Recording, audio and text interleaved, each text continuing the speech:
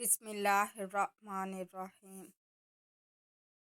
अस्सलामु अलैकुम वरहमतुल्लाहि वबरकातुहू। उम्मीद करती हूँ आप सब खैरियत से होंगे और ईमान की बेहतरीन हालत में होंगे।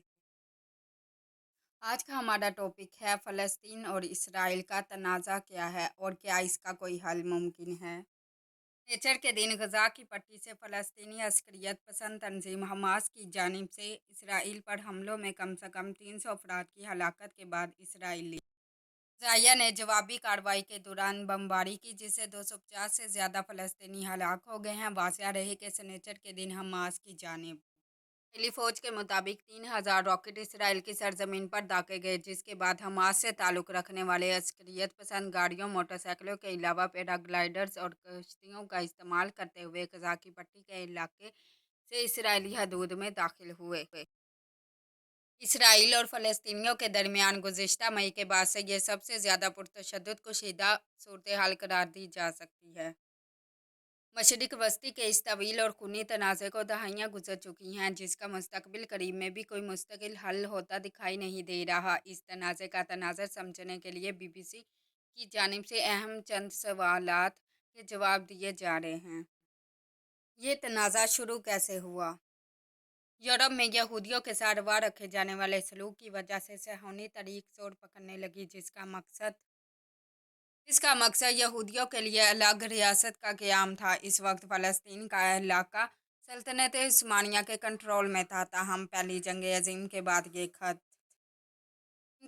ख़त बरतानिया के ज़ेर तसल्लुत आया, जहाँ यहूदी बड़ी तादाद में मुंतकिल होने लगे और यूं मकामी अरब आबादी के साथ तनाव का आगाज़ हुआ। बरतानिया और फ़्रांस ने मशरिक़ वस्ती को तकसीम किया और मुख्तलिफ रियासतें क़याम में आईं। ताहम फ़लस्तीन बरतानिया के ज़ेर तसल्लुत ही रहा, जहाँ अरब कौम परस्तों और सहोनी तंजीमों के दरमियान कशीदगी बढ़ने लगी। सहोनी तंजीमों ने अस्करी गिरोह कायम कर लिए, जिन्होंने दूसरी जंग अज़ीम के बाद अलग रियासत के लिए दबाव बढ़ाना शुरू कर दिया।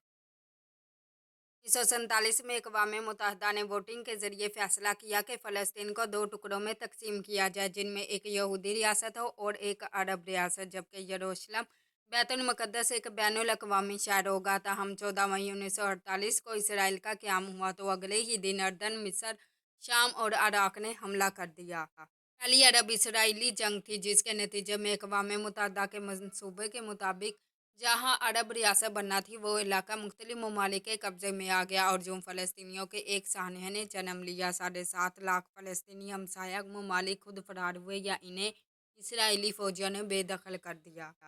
1967 की अरब इसराइल जंग ने इस तनाज़े को मज़ीद पेचीदा बना दिया, जब इसराइल ने अरब इत्तेहाद को शिकस्त देकर मिस्र से गजा की पट्टी, शाम से गोलान और अर्दन से मशरिक़ी यरूशलेम समेत वेस्ट बैंक यानी गर्ब अर्दन छीन लिया। मिस्र को सिनाई से भी हाथ धोना पड़ा। 1973 में मिस्र और शाम ने इसराइल पर अपने इलाके उड़ाने के लिए हमला किया, जिसे यौम कपूर जंग कहा जाता है। 6 साल बाद इसराइल और मिस्र ने अमन का मुआहदा कर लिया और सिनाई मिस्र को वापस लौटा दिया गया। अर्दन ने भी कुछ अर्से बाद इसराइल को तस्लीम करते हुए मिस्र की तकलीद की।